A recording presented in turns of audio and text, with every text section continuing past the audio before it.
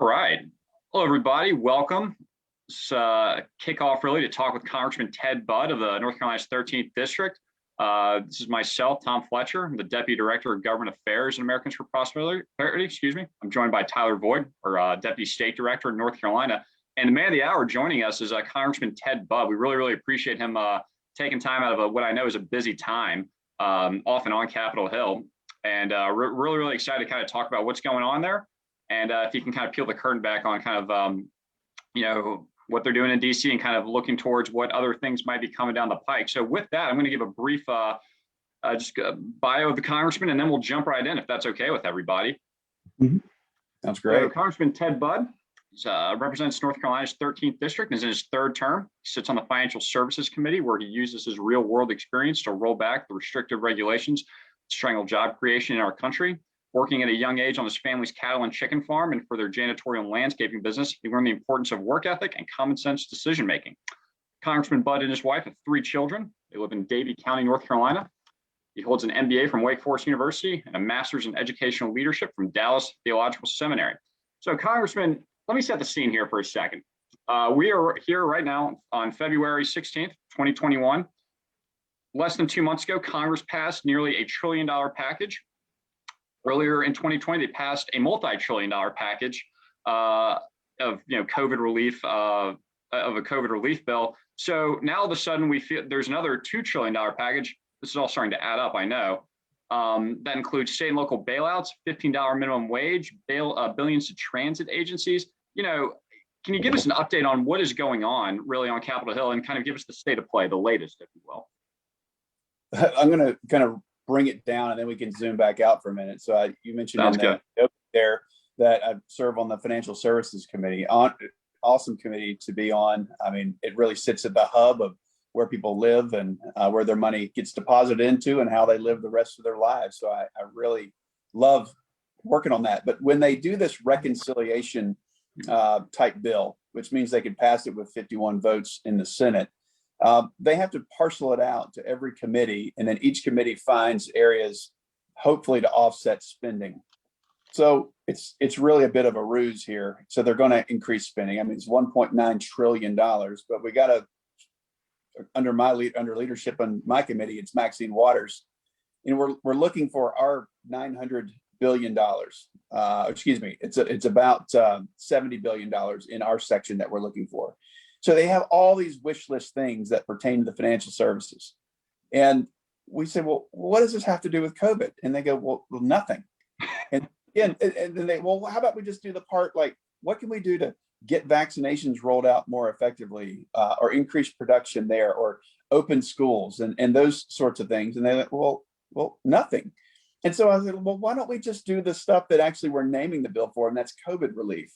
And it is completely disconnected from that. Now zoom back out, and as you opened up here, we're talking about $1.9 trillion, which is trying to glom on to about $1 trillion, almost $1 trillion, that still hasn't been spent yet. And we're seeing 18 states that are showing increased revenues. They've come in above forecast. California had a $15 billion surplus in 2020. New York, I don't know how they did it, but they have revenues increase of 4%, probably, which includes some of the COVID money from prior bills.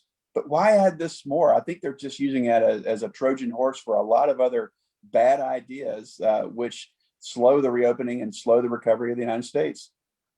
Absolutely. And I'm glad you talked about the states there. And I want to bring Tyler in, who can kind of, talk about North Carolina a little bit. And really what has made North Carolina, a huge success over the last 10, 15 years. I myself have had a ton of friends move to the state. It's a great destination, not only for businesses, but for individuals, great cost of living, low tax burden. So Tyler, if you want to kind of take over and kind of touch on that a little bit and kind of how that fits into the context of, COVID relief and how we're trying to come out of this stronger, really. Yeah. And I think you hit it. It's all about the tax climate, the business climate in North Carolina. I saw an article today in the Des Moines Register that talked about North Carolina as the gold standard for tax policy and spending in the country, and we've seen that over the last 10 years with smart tax cuts, smart business tax cuts, creating a climate where businesses want to come, where we're not We're not, in most cases, targeting certain businesses. We're targeting all businesses. We're saying North Carolina is a business-friendly state. Come here, bring your jobs here, and hire good, hardworking North Carolinians. And we've seen it. We've seen it play out time and time again, where each year we end up with budget surpluses. Each and every year we see more good news on budget surpluses, including, I believe it was last week, it came out that we were 4.1% over, or a good amount over where we thought we were going to see revenues come in. And that just, it speaks to what we've done. And that's cut taxes gradually year after year, cut business taxes, create a smart business climate in North Carolina, and then control spending. Because if you do one without the other, it's a recipe for disaster. If you cut taxes too low and then increase spending, you're digging yourself into a hole. And luckily, we've seen leadership at the General Assembly who's been willing to control spending, to see it grow, because we are bringing more people into the state. So of course, spending is going to go up a little bit, but as long as it doesn't go up past certain thresholds, we're going to be in good shape. And as long as we keep looking at what our tax rates are, looking at what our corporate tax rates are, and continuing to make North Carolina business friendly, we're going to see that growing. I mean, I live right in Raleigh, and Raleigh grows every day. It's incredible to see how fast it's growing. I drive through Charlotte. It's incredible to see how fast Charlotte's growing. And we're seeing this all over the state. And that's because we've had smart tax policy and smart spending over the last 10 years. It's something that we're hoping we see echoed in DC. We've had the Tax Cuts and Jobs Act a couple of years ago. That was great. North Carolinians really appreciated the tax cuts, but it's something we want to continue to see. So with that, Congressman, contrast what Tyler just said versus what you started off talking about, right? So Tyler's talking about things that have, that are targeted, things that make sense. And now we have, like you said, a $1.9 trillion bill. Talk about that for a second and really talk about the potential, I know it's not popular in some quarters, but, you all saw the Larry Summers op-ed in the Washington Post about how this actually might backfire in terms of, this $1.9 trillion bill. So talk about that for a little bit, just in terms of, why the North Carolina approach might actually be able to teach DC something here. Yeah, so I want to go back to 10 years, and that's a really distinct number in our state. We'd had probably 140 years of Democrat control up until then. And a major change, actually, Tom Tillis, now our U.S. Senator, became Speaker of the State House and really helped lead the charge for the House and the Senate to take back over.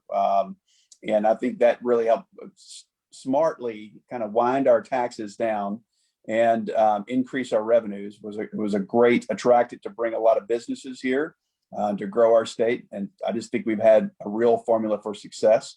They were adamant to have a rainy day fund in this state, which most people don't. They want to borrow into the future, like we're seeing right now with the U.S. government. And with that Republican state legislature, which we thankfully preserved in 2020, they've been there for 10 years. They have held on to that rainy day fund. And boy, we had a lot more than a rainy day in 2020. We had a rainy year. So I'm grateful for them. But when you look at the last spending that was done by the federal government, we've got unspent state and local government aid of up to $578 billion. And so, look, I think, like, why not wind this back down? If you want to do something targeted, what is it going to take us to get open again? Everything should be focused on solving COVID, getting the economy restarted, rather than these pet projects that are being rolled into the current CARES Act. I think that's going to slow down the recovery, create municipal dependence, or patch up bad problems without actually fixing the problems or mask those problems. So I think this can really prolong it if we do it as it's currently configured. Absolutely. And so I want to give you a chance to talk a little bit about, especially because being on the Financial Services Committee, things that the Congress should be doing, right? There are things that Congress, can and should be doing that, frankly, they're not doing. I know regulatory reform, is a big priority of yours. I want to give you an opportunity to talk about that a little bit and how that could really, rather than continuing just to throw money at this problem that our economy faces, talk about really the benefits that we could see from regulatory reform. What's interesting, this is about a $2 trillion COVID bill, but on an unrelated matter, federal regulations cost our U.S. economy about $2 trillion every single year. I mean, pre-COVID, post-COVID, it's $2 trillion. So there's two bills I want to mention. The first, since Mark Meadows is no longer in Congress, I want to give him credit for this bill originally. I've taken over this bill. I'm adding new sponsors and co-sponsors to it. It's the Lessening Regulatory Costs and Establishing a Federal Regulatory Budget Act. So that's a mouthful. I'll read it again. The Lessening Regulatory Cost and Establishing a Federal Regulatory Budget Act. And it protects an executive order by President Trump, and it requires that for every new regulation that's being created, then you got to take two off the books. Right. And so what we actually saw when President Trump was still in office is that they were taking one bill, when they were bringing a new reg, they were taking out at some point up to 25. So you didn't have to just take two. We were seeing a lot of regs come off the books, and which gave business owners a real opportunity, a real optimistic view of the future. They thought that government was no longer against them for that 4-year window, and which is why we've seen such incredible investment up until COVID. The other bill is it ensures that independent agencies comply with these important statutes, because we've got these other independent agencies that aren't directly subject like the others are, like the SEC, like the FDIC, ones that we oversee in the Financial Services Committee. Also, the Office of the Comptroller of the Currency, the OCC, Federal Communications Commission, the Federal Reserve, and the list goes on, even the National Labor Relations Board. So they've just ignored a lot of the dereg efforts of the Trump administration. So I think the Freedom from Regulations Act would help that. And those are just two of the bills before. So I'm glad you brought that up, because you're a small business owner, and can you talk about really the challenges that, especially, I mean, look, small business owners face challenges, period, let alone the impacts of a global pandemic. So kind of talk about really the challenges they're facing right now, right? And really how regulatory reform would be a good thing, and it would be a timely thing, given that they need it now more than ever. And why, just again, states getting hundreds of billions of dollars from the federal government to bail themselves out, et cetera, really just kind of sends the wrong message in terms of priorities when business owners out there are really hurting. Yeah, we really see that. You think about farmers and how important the food supply chain has been, especially during COVID, as they've had to reconfigure from restaurants direct to consumers. And you go back to WOTUS, or Waters of the U.S., where they would take a wet spot in a farmer's field and they would deem it a federal wetland, and how that would just stymie either construction or ag usage. And the Trump administration was able to roll that back. You think of the cost of a new home, which is 25%. So on a $200,000 house, you can thank the federal government, state, and local regulations for being $50,000 of that home that you're going to mortgage for 15, 20, or 30 years. And so it's completely inflationary. Yes, we do need some smart regulations, but it's become quite onerous, and it's choking the economy, and it's really going to slow us down in our recovery. Absolutely. Keeping on the Financial Services Committee for a second, I know that a challenge that previous Congresses have tried to grapple with is, kind of trying to reduce and roll back the footprint of Dodd-Frank. I know that the chair has, indicated that she has priorities to strengthen Dodd-Frank in some cases. But talk about really, and again, to tie into the small business angle a little bit, really the challenges out there in terms of trying to get more access, business owners, more access to capital, really trying to encourage more businesses, frankly, than just weighing them down with onerous regulations that you just pointed out, and why really that's the key. That's one of the keys to this recovery, and again, trying to get the American economy engine really back on track. What we see with Dodd-Frank is it's taught banks that they always have to move up market, and that's away from these startups and these small businesses. What we want to do is preserve the entrepreneurial economy where these small businesses can get a loan, but there's so much regulatory and compliance cost. When I would talk to these banks, and this was when we had taken over after Obama was president, Jeb Hensarling was chair of the committee long before Maxine Waters was talking with these banks, and they said the fastest growing department in there, it wasn't the loan department, it wasn't the mortgage department or auto loans, it was the compliance department. And that's non-revenue. That's more cost to the consumer, more cost to the depositor.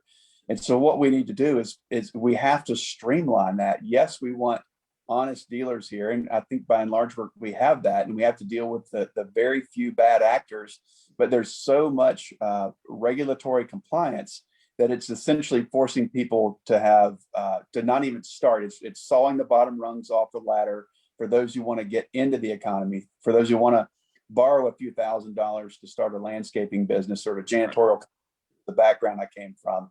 And so that's what regulation does in the banking world. And while the Democrats, they even changed the names of the subcommittees rather than just financial institutions, which is banking, or capital markets, dealing with securities, they go consumer protection in capital markets, or investor protection in capital markets, and consumer protection. So they have to just throw that in there. But the consumers they're protecting, or the investors they're protecting are the very ones that they're harming. And it's always the case with this left-leaning Democrat policies. Sure. You've been in Congress for 3 terms, and that's long enough to know how the place works, and maybe not quite long enough to not crush your optimism. Do you think, because you talk with your colleagues every day, I know I meet with offices and lawmakers who they think there's some 60, 40, 70, 30 issues out there that people can agree on, whether that is trying to provide trying to help small businesses.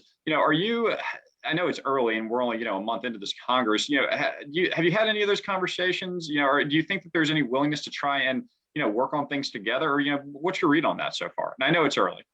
Yeah, well, 70-30 is different back home and in the across a purplish state like North Carolina than on the House floor. Right. Because there's 70-30 issues inside COVID spending. There's 70-30 issues in support of small business. But when you get on the House floor, I mean, it's so hyper partisan, and we would love to talk to each other. I really would, and we do still have a few conversations, but it is such a tense environment right now. We really need to get back to legislating. We really need to get back to reopening the economy. We need to get back to governing. And I would just say that it's what they put in these large packages that are not 70-30 issues, satisfy the extreme base. Those are the things we have to fight against. But sure, there's plenty of 70-30 issues out there in support of the economy. Absolutely. To maybe kind of trying to close this out a little bit, I wanted to see if we could back up for a second. And as we're looking, not necessarily long term, but in the near and medium term of this Congress, we have this COVID relief bill being one thing. Talk about some of the things that you're looking at. Obviously, regulatory reform being one, but other things that you might want to continue to work on, flag for the people logging on today that really are important to you, your district, or just kind of maybe other issues that they're not aware of you working on.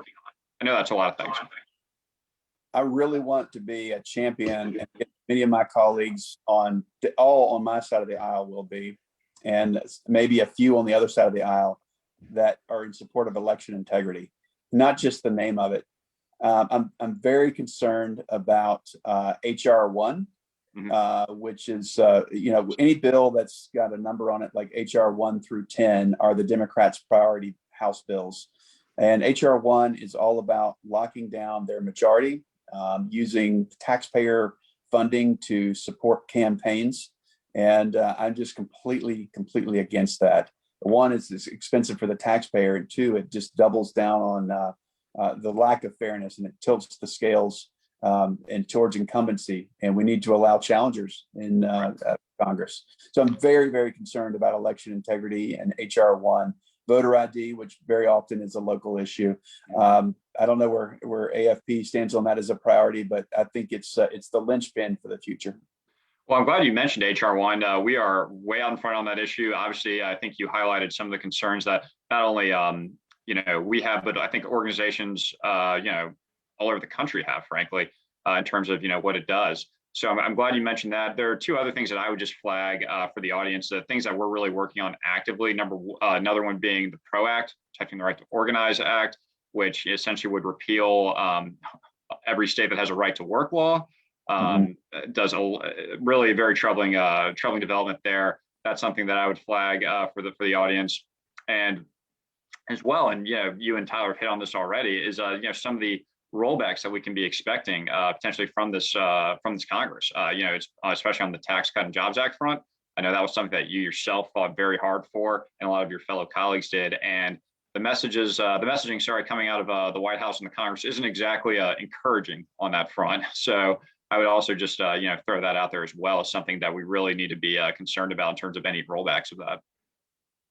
Yeah, I would agree. I think that's a great list of priorities to be focused on. But remember, let's set up for me, as a Republican, to win in 2022, and then let's do what we said. Let's do what we said when we got there. And let's get a broader array of us to actually be good stewards of a win for the 2 years that we have a future majority.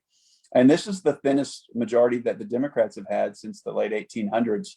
And I think they're very fractured. And that is a hope that it's razor thin in the House. And of course, it's even with a vice presidential tiebreaker in the Senate. So there is hope. And what we have to do is make sure we weigh in on those vulnerable districts to get our message out and make sure that people know that, yes, we are for the forgotten American voice out there, and that a few of us in Washington still stand up for them. Sure. Well, thank you so much for taking the time. I know you're busy. This has been wonderful to talk with you. Tyler, thanks so much for joining us. And really, we'll let you get back to it. I know it's a busy day, but thank you so much, Congressman Ted Budd from the 13th District. Really, really appreciate your time. And good luck the rest of the week, and take care of yourself. Thank you. Y'all are great. Appreciate what you do. Yes, sir. Thanks,